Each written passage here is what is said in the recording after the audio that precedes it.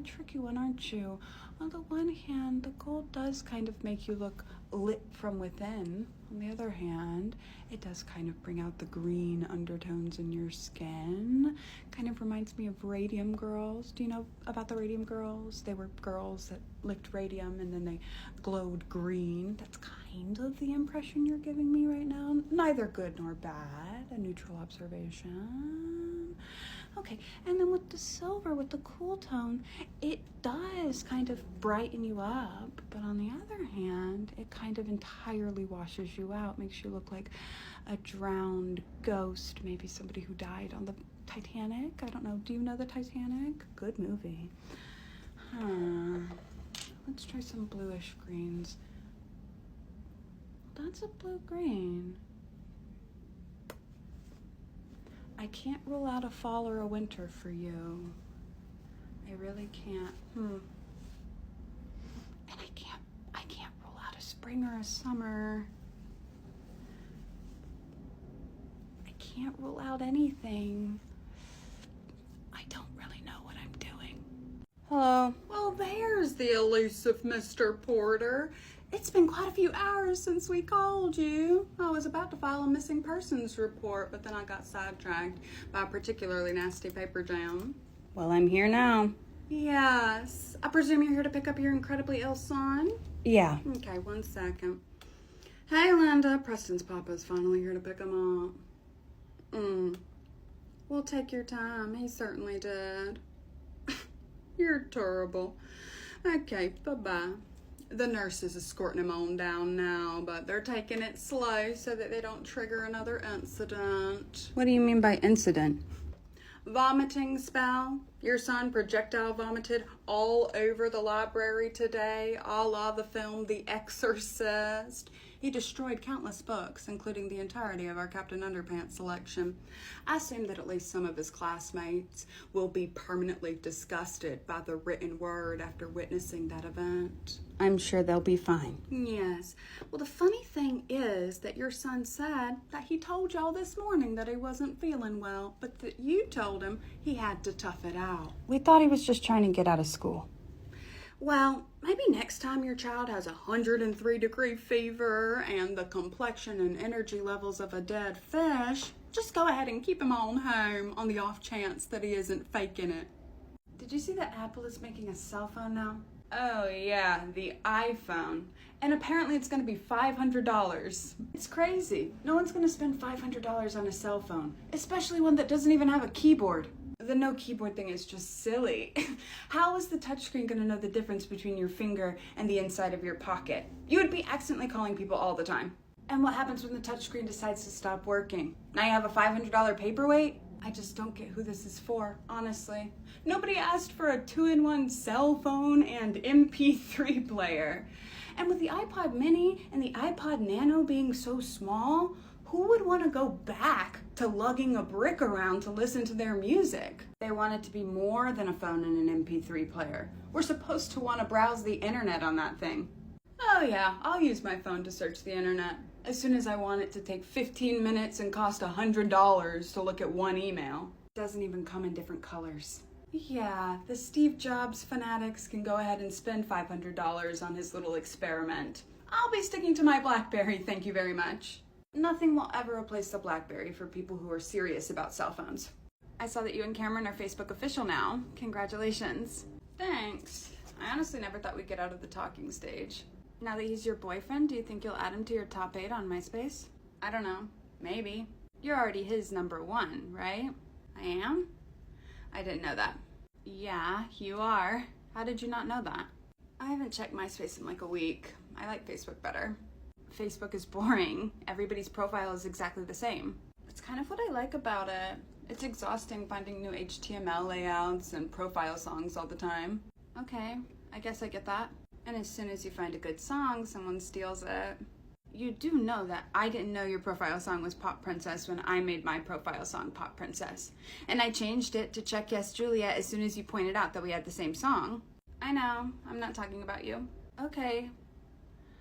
Look, I'm not saying that you can't change your top 8 if that's what you want to do, but if you make Cameron your number 1, I'm going to have to move you from my number 1. And it's nothing personal. It's just that it's embarrassing to be somebody's number 1 when you're not their number 1.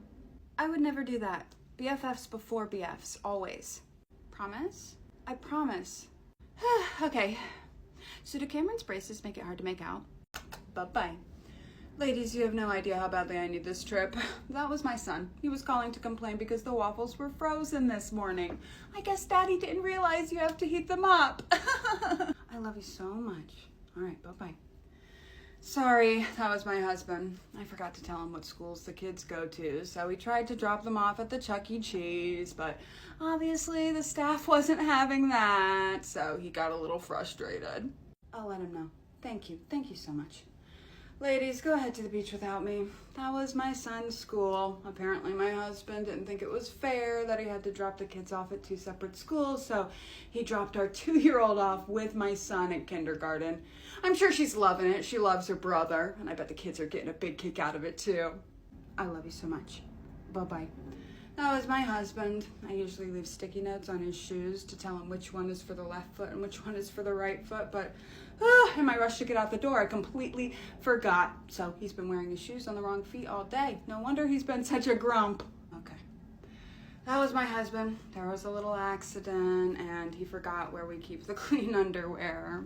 Aw, your poor son. Is he embarrassed? Yeah, it's always embarrassing when your dad poops his pants, but he'll be okay.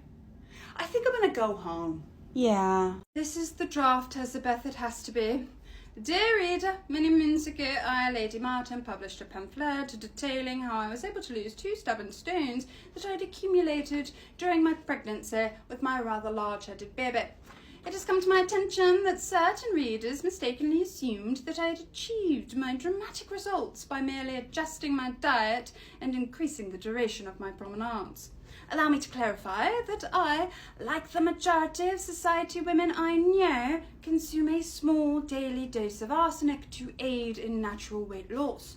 I have additionally consumed tapeworm pills at various intervals, though I do not believe I ever managed to procure a viable tapeworm, and therefore do not credit tapeworms with any of my success. Rumourmongers would have you believe that I deliberately misled you to increase the sales of my already popular pamphlet. This accusation is pure slander. Because the benefits of arsenic consumption are common knowledge, I chose to focus my writings on lesser-known weight loss methods, such as consuming less cake. Any readers who felt deceived into purchasing my pamphlets may submit a request for reimbursement, and my butler will address such requests in due time. That sounds pretty, does it not? Hopefully it's enough to get these meddlesome wenches off my haunches. I'm taking that old world writing class next semester. What?